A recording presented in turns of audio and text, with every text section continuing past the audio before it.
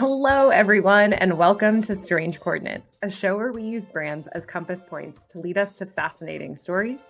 I'm Aydan Sarikaya, and with my partners, Topher and Robert, we lead an ad agency called Territorial that helps brands find their place in the world. But we're not the only people who love brands or the only people who make up Territorial. Joining me today is Julie Sullivan, a producing partner here at Territorial. Welcome, Julie. Hi, Aydan. Good to be here. I feel like I've listened to this for so long and it's my first time talking. So here we are.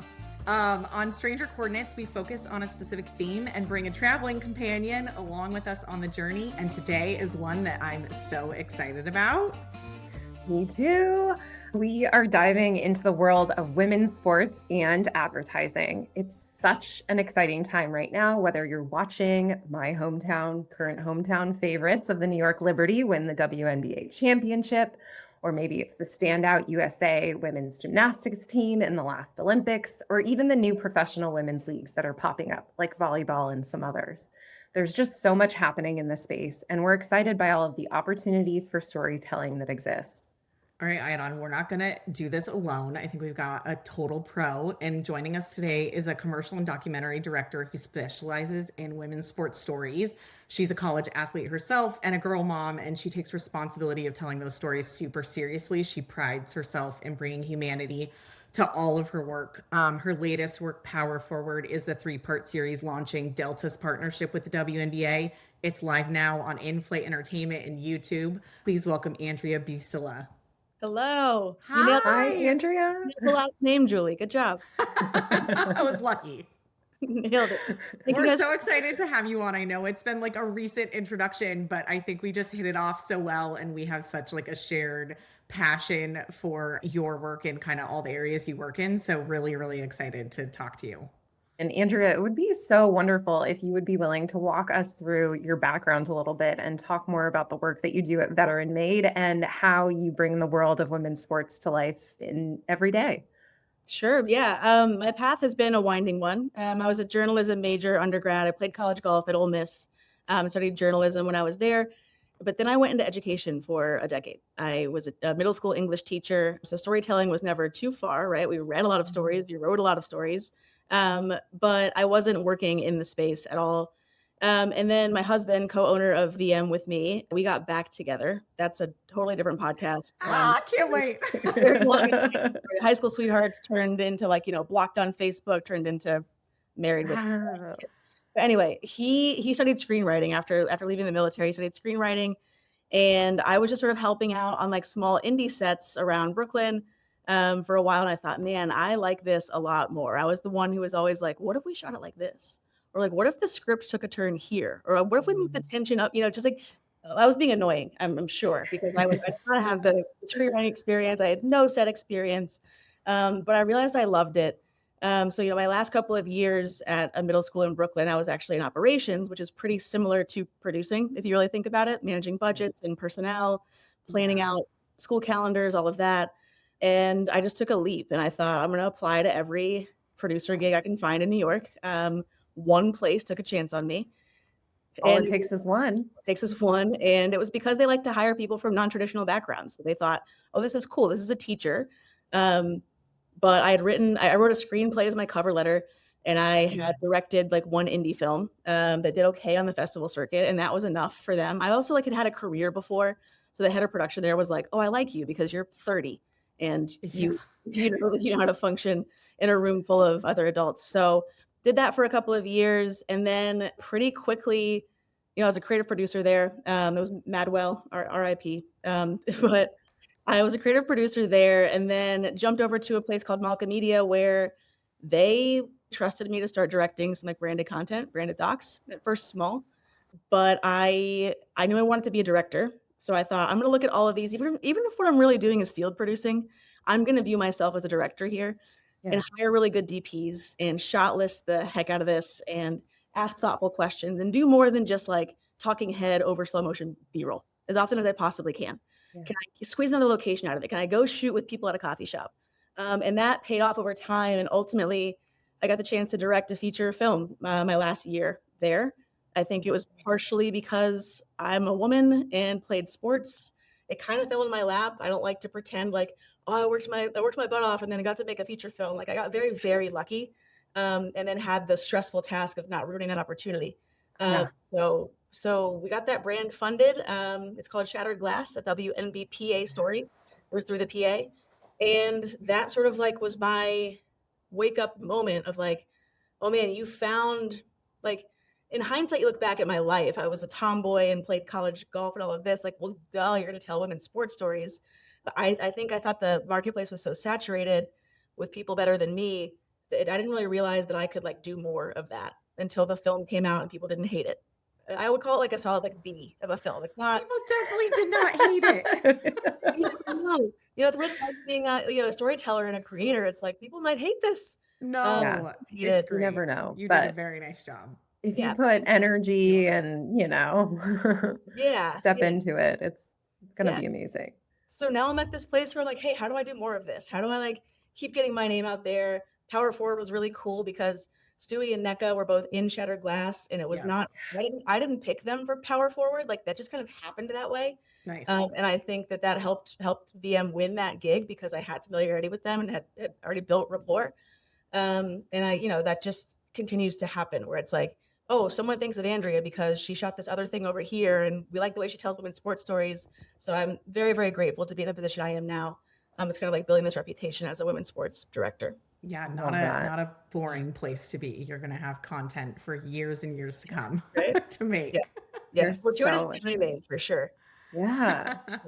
Yeah, and it sounds like a lot of your career also is it's so much of it is timing, right? It's like putting energy in directions that are interesting or are reaping some sort of value for you in whatever way value or reward is, but so much of it is really chance. So Yeah. quite beautiful. Julie, I would love to also have you share a little bit about your background as well, because I know that you have some. Yeah, I mean, Andrea and I definitely have similar trajectories in the sense that we both worked in branded content and I think ended up directing on set because we were also producing the things and probably just felt the closest to the project. So you kind of end up leading the charge is the only way I can think of saying that. But I actually started in advertising agencies. So really came from the brand side and speaking the language of what they wanted to see and get out of the end product, and then ended up at Condé Nast making branded content for brands, but really with a spin on how would we tell this story editorially. That led to me working in video and line producing commercials and telling docu-style stories there. So they also tend to have a women's sports lean. And then last but not least, like a huge fan. So fan of Angel City in Los Angeles, fan of Mia Hamm growing up. Like, I think like I get excited by, I don't know how to say it other than women's sports. Like first and foremost, it's more interesting to me than the men's. I see what they're doing.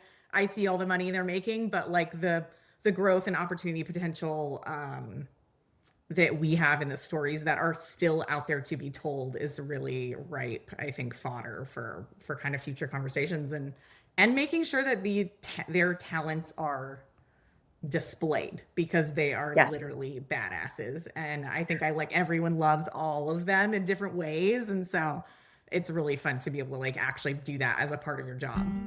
It's kind of wild, the in-venue experience. So for any people who may have not attended a women's sporting event, I have to say a WNBA game is just like, it is not the same as an NBA game at all. From the moment of like the sponsors that you have in the stadium are directly related to women. Like Lola is one of the sponsors at the Liberty. So for those of you who don't know, that's women feminine hygiene products. And I don't know, there's such an energy, the age range of fans that you see. I feel like I see a lot of younger fans too at WNBA, but also kind of a spread. It's amazing. At the Valkyrie game, I think it was last night, they were dropping Sephora bags into the crowd.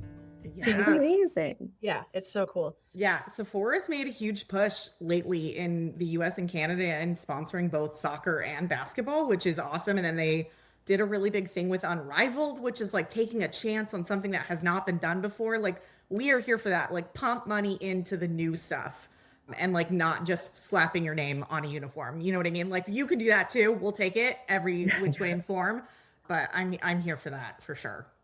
What are some interesting activations or stories that you're watching, whether it's in the WNBA or in another one of these major women's leagues? Well, I was gonna say, before I answer your question, Aidan, Yeah, um, yeah, you sure. and I you and I were just talking about this idea of, like, not doing more than just slapping a name on a jersey, right? Like, Yeah. this whole idea of brands needing instant ROI, and that's been the inhibitor for why they haven't, or that's been the justification rather for why they haven't invested in women's sports yet. It seems like brands are finally waking up. They're seeing that upward trajectory, and they're like, "Oh, okay, well, I might not get ROI this year, but surely next year, or maybe, another year down the road, men's sports have the luxury of brands trusting it'll be successful no matter what. So they're willing Yeah. to risk that ROI. They think it's a lower risk rather. And I just love seeing that, yes, it's becoming more than just slapping a name on a jersey. It's really being thoughtful about what does the fan base want? Is it dropping Sephora bags into the crowd? Um, and then I think I've lost track of your question, but it seems No, like no. I think this is actually a really interesting place to be because I was even reading something the other day that was talking about the valuation of each of these WNBA teams. And as we know, they just announced three more is it by 2030? Mhm. So it's going to be 18 by 2030, which is amazing, but Yeah. they're in the hundreds of millions of dollars. And I don't have the exact number off the top of my head, but when Dolan sold the Liberty to the current owners, it was like not even 100 million. I think it was under that. One of the Liberty just got valued at 450 million. And then the craziest story is the Valkyries. This is their first season. They just got valued at 500 million. That's Yeah. I don't know. amazing. I don't have a math brain. Like, I'm being very honest about that. I don't know how valuation really works aside from a few Shark Tank episodes. But 500 million in year one for a W team, a league that no one watches apparently, allegedly, is Allegedly. allegedly, yeah, is insane. Well, and it's also interesting too. So I had worked on some work within the NBA previously, and we, of course, were there, and I wasn't involved in this, but they were renegotiating a lot of the media streaming rights, and the W was doing the same thing, and they've ended up 4x in terms of value, in terms of their media. They're going to be showing games on Amazon Prime. I mean, it's like all of a sudden things are more accessible than they were even a year ago. Yeah, Yeah. Stewie has said that a lot. It's like she always just says it quite succinctly. She's like, you should have been putting us here. Like, we could have been seeing these numbers. Yeah. I think that discounts some of like the young stars that we're seeing that have obviously contributed to it. Like, it has to be a yes and. I don't know why people think it, like, Caitlin Clark's success undermines the success of the W up until then. Like, it's Right. both, guys. Like, stop making it so binary. Yeah. Stewie is correct, right? If you put us here earlier, the numbers would have been bigger earlier. Yeah. Yeah. I also really love how like the increased media Wait. coverage, yes, makes it easier to find, easier to watch, easier to get new fans, easier to convert whatever men everyone claims aren't watching these sports games. But like it also makes it easier to fund other types of media that the athletes want to make later. So I think you're seeing that athlete driven podcasts and other shows being sponsored or produced or created by the athlete. It gives people a career past competing essentially, Yeah. which is also really nice. And it just kind of increases the money that will be available for those people after their retirement from playing, basically, which is a big deal. I mean, the biggest thing when I was a kid was Brandy Chastain taking her shirt off, right? Which like, and I kind of hated that was the moment. And I was young. I was like 10. But I loved Mia Hamm, and I loved that the United States women national team like got all of this, Yeah. I don't know, visibility essentially. And it's so much nicer to be in a place where like you can have just day-to-day conversations about this stuff and people know what you're talking about. What you're talking about. Yeah. It's not like a once in a decade Cheerio box, which I appreciate. Right. And I feel like less of a crazy person now. Like, during the college softball World Series, which annually is like one of my favorite sporting events to watch. So fun. Yeah, I did play softball growing up. It was Yeah. honestly my first love. So I acknowledge I bring some bias to it, but like, it is so exciting. And I don't want to like always compare to a men's sport. Baseball, I also love, but it's just more boring to watch on TV if we're all being honest. So is golf, my sport, right? I'm like, softball is not. It is so exciting. And I was talking to some neighbors.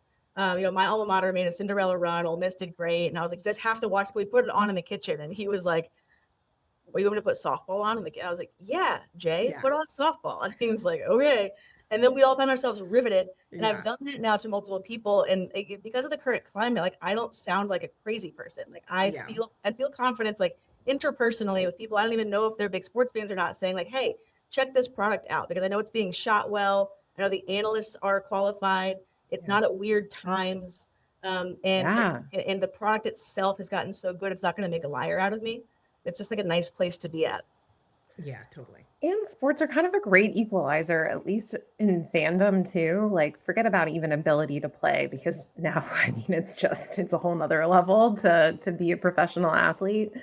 But I feel like there's so much joy in watching sports and cheering for people together and watching people accomplish kind of these amazing feats. I feel like, to speak about our own sports, in swimming, I feel like Katie Ledecky has been like the swimmer that everybody knows. It doesn't matter how much or how little you know about swimming. And what's so wild is the only other person that I feel like ever generated that much buzz was probably just Michael Phelps. You know, nobody really has any other names that they're constantly aware of in swimming. Yeah, didn't she just like break several of her own records Yes. again? Yes, always. How old is she now? She's gonna be like, She's in her late 20s, I think. okay. Dude, crushing it. That is Yeah, awesome. it's She unreal. has so many more years left, you know? Like, she's gonna keep going forever. I love that.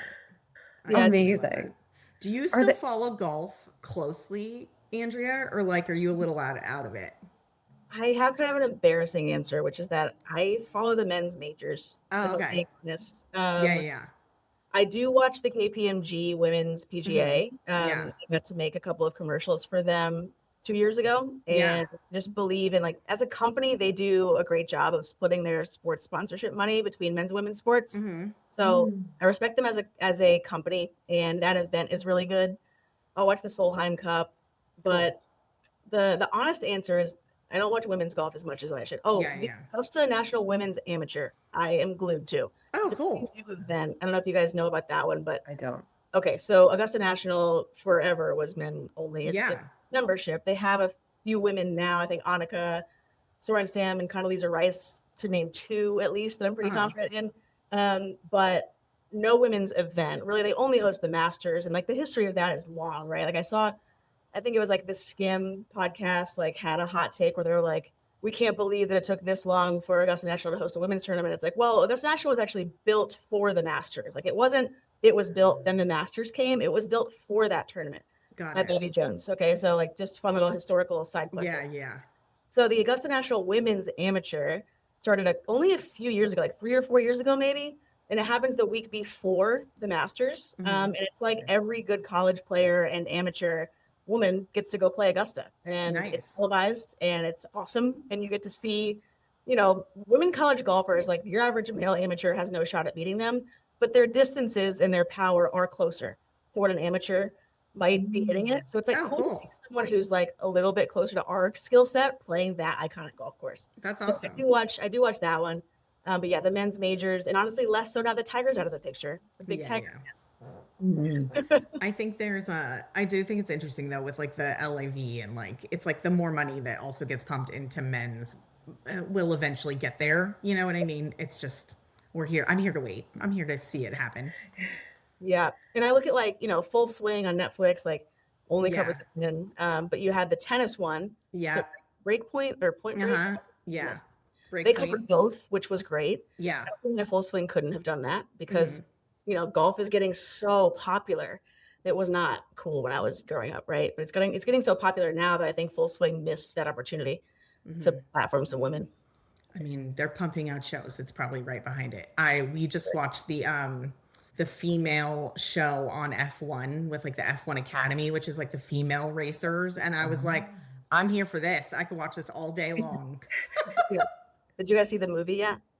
Yes. No, And actually that is a great segue into, advertising in sport. Like, wow, the product placement in that movie, they raised $40 million that they're disclosing to the media alone in just straight product placements. And like, you see it, like as having worked in branded content, I'm very tuned in to when there's a Shark Ninja blender in the background of the kitchen and there is a blender and an air fryer in this like one shot. And you're just like, how much did they pay for that? Like it is going to be how content is funded exclusively moving forward.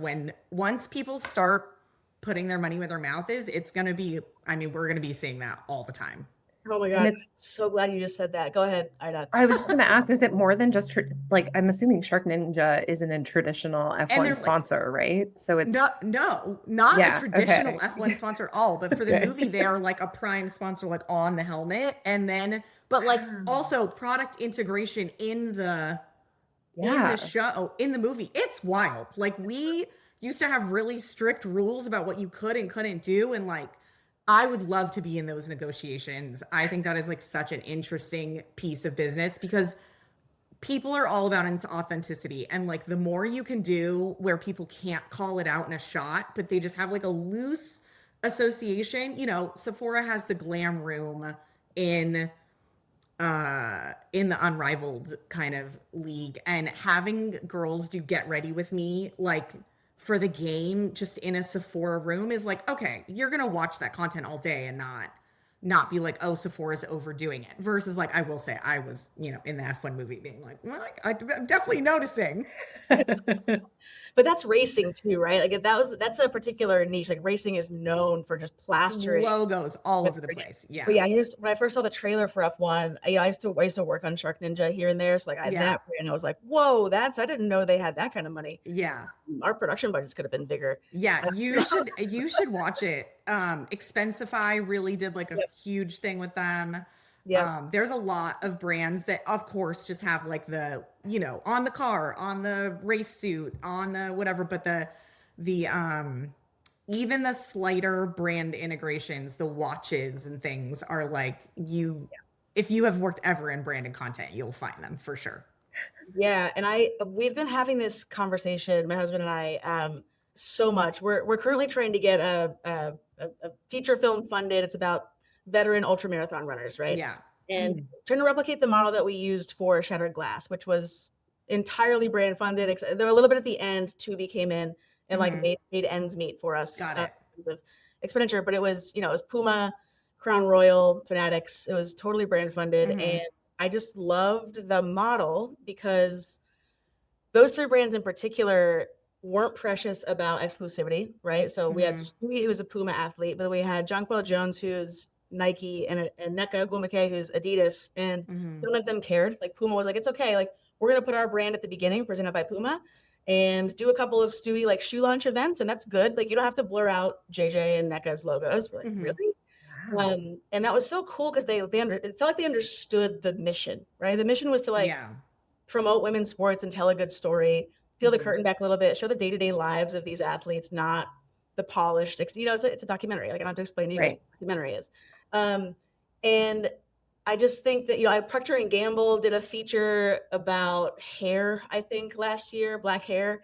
And I just love the model because you only get like, these brands don't get just a feature film. They get all of the content that trickles down from it, right? Yeah. So like you're paying to shoot the footage, you're paying for the equity play, the brand equity play, but then you're also going to get like cinema caliber cutdowns for yourself, right? Like if you wanted to, you could have all of your Q1 content like already shot. It's like you know, one-stop shop. And I haven't found the best way to explain that to brands as we're trying to go like get money for future doc style projects or long form projects. But I'd love to ask the two of you who maybe are closer to that side of the business and less interested in just getting to tell like the cool creative story. You understand the business more than I might. Yeah. Like, do you think that is the trend?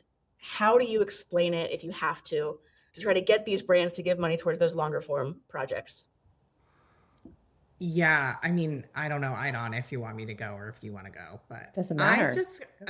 I kind of think it's twofold. It's like you have to appeal to the authenticity piece so that it doesn't get called out as cheesy brand content is the first piece. And that should be held sacred, right? For the doc piece you're making or the piece of content. And I think most brand marketers know that. Like you can, like TikTok people get called out all the time, right? Like that line is being shut down a little bit. But then the extra content that you get on the side, it's like there are so many still promo plays that you can make where like the Ninja is featured and the vacuum is featured or whatever, that I think it's a mix and you have to have both the things to really like check the box on we're communicating our messaging about, the vacuum or the blender or whatever, but also we're here supporting this mission for X, Y, and Z. Like, because in all the stuff you've made, it's like, I actually want to hear what Stewie says, right? Like, I don't care so much about the Puma shoe, but I want Stewie to get the money from Puma for the shoes and for the bags, and I want to support her in that way. So there's like, you want both because the fans can tell the difference, I think. Yeah, it's the trust that becomes like inherently the brand gets trusted as a result of the creative or the stories that are being told. And I think that's where like athletes have such a unique place in this because they're an influencer in such a different way than, the traditional social media influencer that we think about. I was watching the Delta WNBA, watched the first episode, and like when they're watching their families, I won't give the whole thing away, and they're getting emotional, like I'm getting emotional and I feel a connection.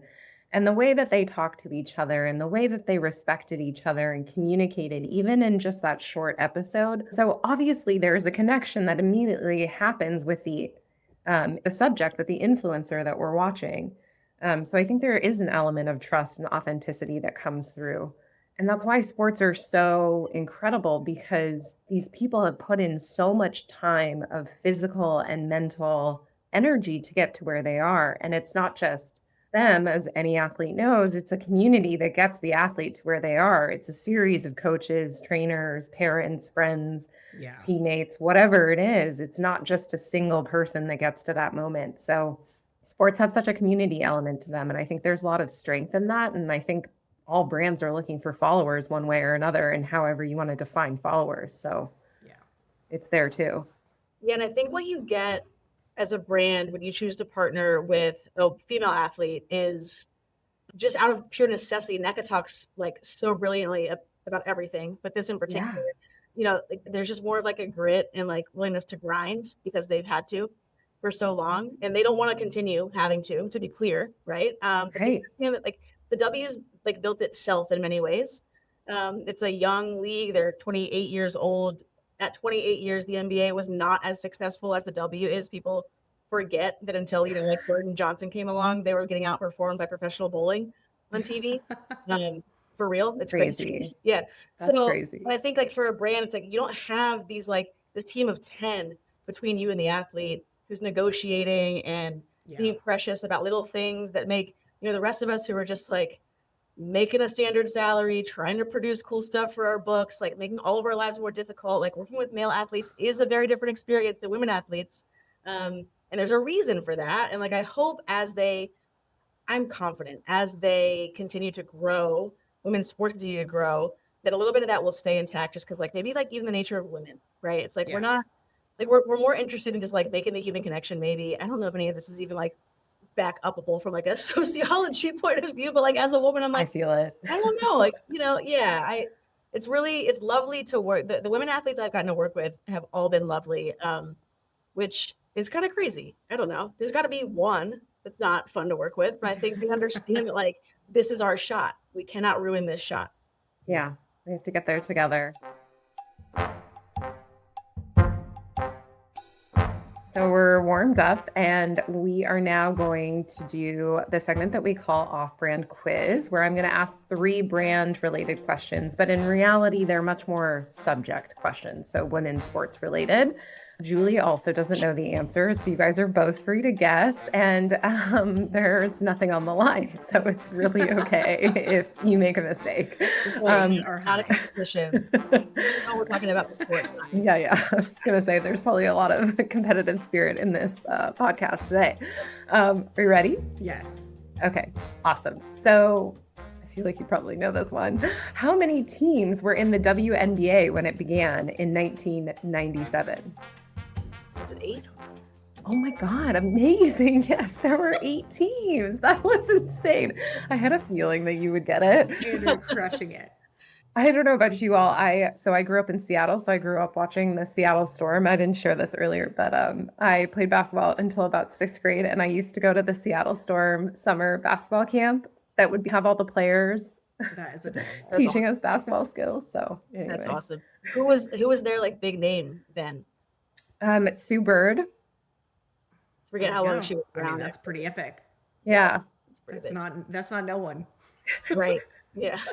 I sprained both my wrists once running backwards, so. Oh my God. No, Oh no. you Lots were of memories. memorable for a different reason. Perhaps, yes. Yes, Yeah, they used to definitely. play each other like several times a year because there were not very many teams in the Yeah. league. Yeah. Can't even imagine. And we're coming up on 18. It's amazing. Yeah. Yep. Okay, second question. Which brand featured the US soccer star Michelle Akers on their cereal box after her standout performance in the 1991 World Cup? And it was one of the first major athlete endorsements in women's football or soccer globally. Is it A, Got Milk, B, Wheaties, C, Nike, D, Puma? Did you say cereal? I feel like you said Say it cereal. again?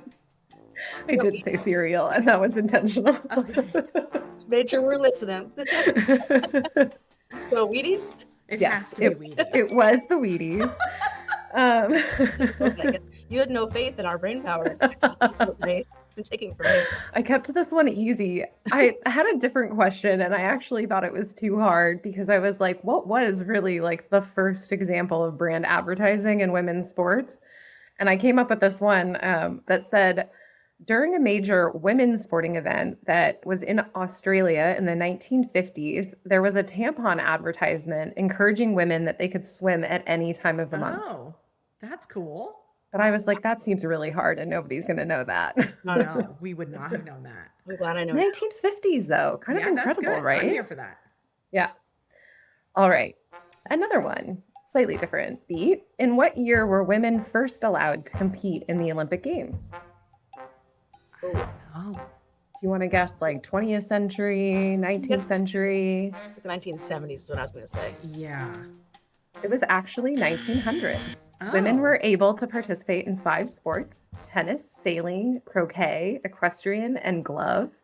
I don't know what glove is. Okay. And there were only 22 women out of 997 total athletes. So it was less than 3%. Wow. Nice. That's pretty crazy. cool, though. All right. So much like earlier than I thought. Yeah. Right? It's like the credit card one is the 70s, right? Like we couldn't have credit cards without a cosigner. Right. We couldn't Until have credit the cards and we didn't run the Boston Marathon, I don't think, Right. until like the 60s or the 70s. Yeah. Couldn't vote. Yeah. Yeah. Kind of wild that like, you know, sports is one of those things that's kind of moving ahead of culture sometimes a little bit Yeah. quicker, I would say. Amen to that. We're I here love for it. Title IX. Yes. Yep. Yeah. I don't think Ole Miss would have a women's golf team without Title IX. Yeah. Yeah. Oh my gosh. Talk about women's sports in a college land. Is there a lot of disparity in whole terms other of your podcast. facilities? That is an entirely different podcast. That's part of it. I could go off on that, or the scholarships available. Oh my Yeah. goodness. Yeah. Thank God they can make money now from being an influencer and getting brand deals. On the flip side of that, I do think there are a lot of benefits that get provided to women college athletes that would not be provided if you just gave them the choice, that are because of Title IX, essentially. And you're like, thank God someone said you had to do that. You had to give me gear. And like all sorts of things. But you're just like, they definitely would not have provided that just by, the grace of God, essentially. So true. No, I don't think I was at any risk of getting NIL money from anybody, but I will say, I played back in the days when college athletes couldn't have jobs because that was like a gray area where like maybe your hourly rate is like not really right. You're $7.25 an hour or something. Yeah, but like you got some boosters paying you $1,000 an hour to work at the whatever. Yeah. What I do say is I could have made so much money giving Ole Miss frat boys golf lessons had I been allowed to make any money off of my skill. Oh, you missed opportunity for you. That's so true. What do you think about that? That is crazy. I got like very good college tutoring because I played water polo. It was like included as part of the thing, and I was a pretty good student anyway, but there was a couple classes that were kind of hard, and I was like, I'll show up to this free tutor. Free to me. Free tutor and like go through this geology homework. Like I was just like, whatever. For sure. So take it where you can get it, I think. 1,000%. I had a photojournalism tutor, which came complete with like a nice Canon DSLR camera. Yeah, right. I mean, Wow. yeah, the benefits are wild. Also, if those are our benefits, imagine everyone else's benefits.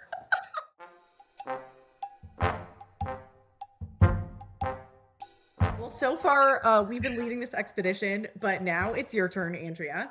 And we can stay as far from the theme as you like. It's time to play Omnipotent Brand Manager. You've been promoted to the most powerful brand manager in the history of creation for the span of a single project. You can do anything. What brand would you work with, and what would you do? Was that the last of the trivia questions, or did we take Yes, us That out? was the last of the crushed trivia trivia. questions. Sure, I didn't like, remove any fun for us as a group. Okay, I want to preface this by saying that I'm not qualified to be a brand manager in any way, shape, or form. So whatever the disclaimer is that you put on screen, where my brain goes is the LPGA tour, for probably some obvious reasons given my background, but to make it more like universally palatable for an advertising community for your audience. I think if you look at golf as a sport right now, it's experiencing this really crazy surge in popularity.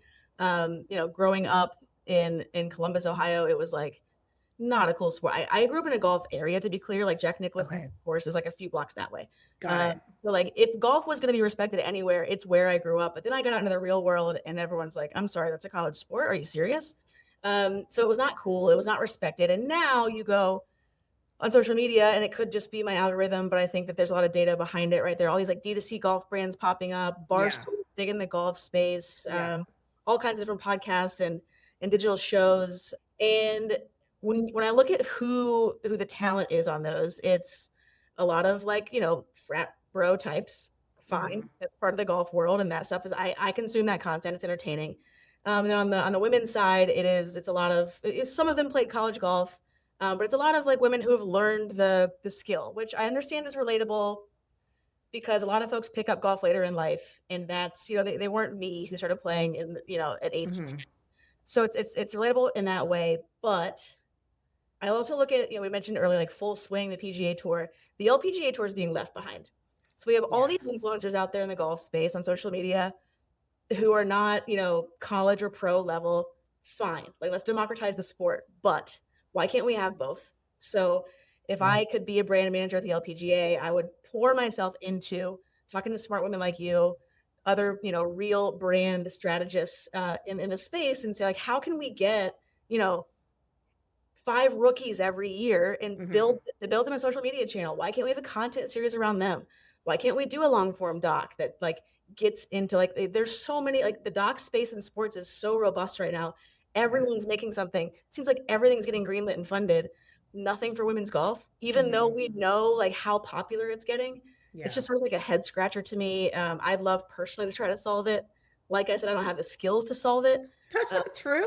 I can help tell the stories, but like strategically speaking, like I want to know why that's not happening. I don't know if you guys can speak to that, if you have any ideas. Well, I would say brands looking to fund women's sports. You heard it here first. You have partners who are willing to work with you, and we have athletes that are ready to tell their story.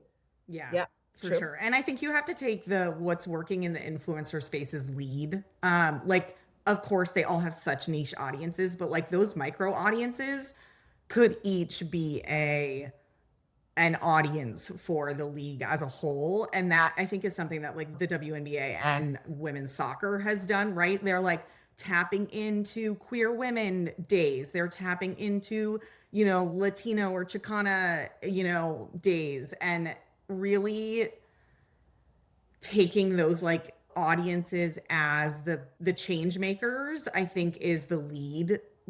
Like that's where I would put my money. You know what I mean? I'd be like, we don't need to hire them necessarily, but we need to figure out what they're doing and who they're speaking to. Just like why the clothes have changed for golf, right? Like not women don't wear the same stuff they wore when you were playing golf. And I think that's because some women decided to make some different clothes and people bought it, and other people are trying different things. Like I think you're seeing that in the evolution of pickleball and like what people are wearing to play pickleball. Like there's like the answer is out there. And I think you just have to put a little bit of money behind it in terms of driving different audiences for the sport in like a real way. And then you have to get the media to do the same thing. Right. And that requires some like real brand partnership and real like, you know, you scratch my back, I scratch yours sort of deals. Yeah. And so it's like, it goes back to the conversation we had at the beginning about ROI, right? You need someone to look at the golf space, understand that it's booming, and be willing to take what might be perceived as a little bit of a risk on investing in women's golf. Yeah.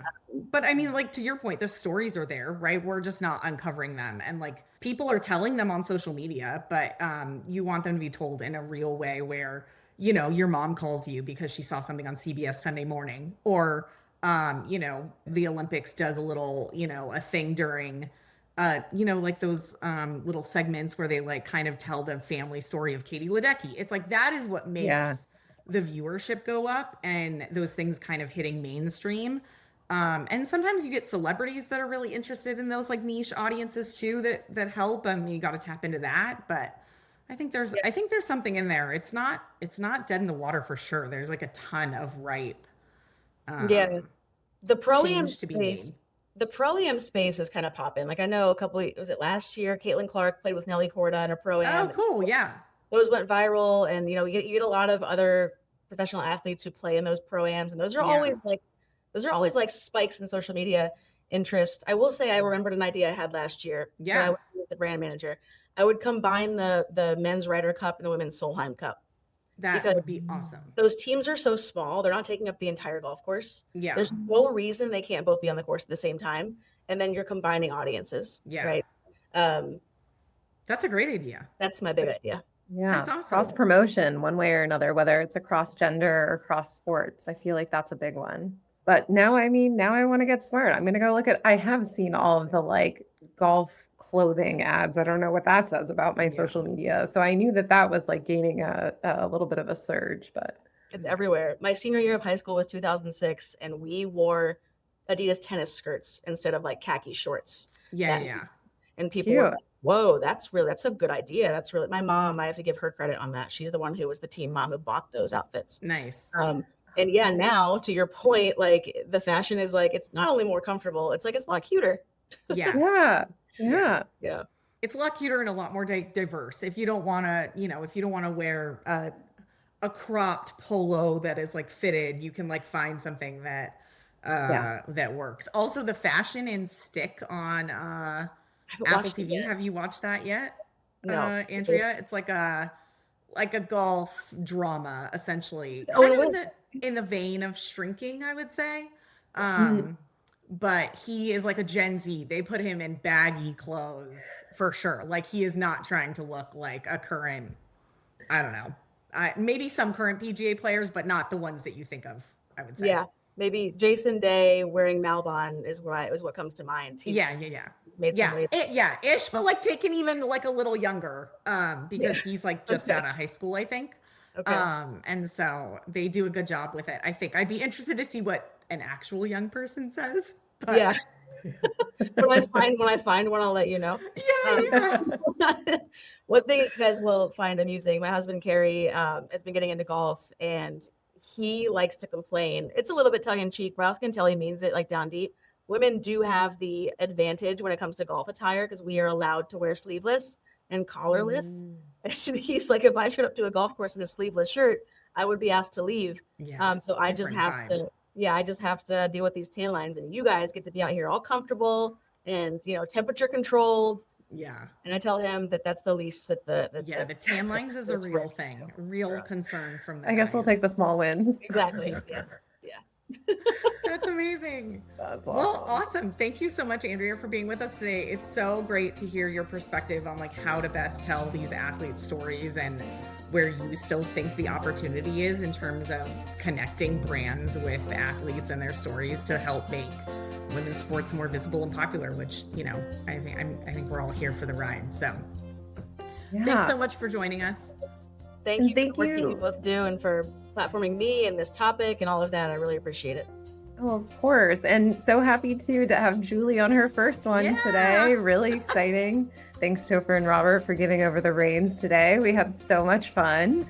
To learn more about Territorial and we help brands find their place in the world, you can go to our website at weareterritorial.com. You can follow us on LinkedIn and check out our YouTube shorts.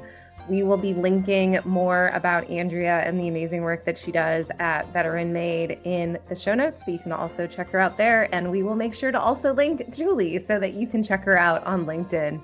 Thank you so much.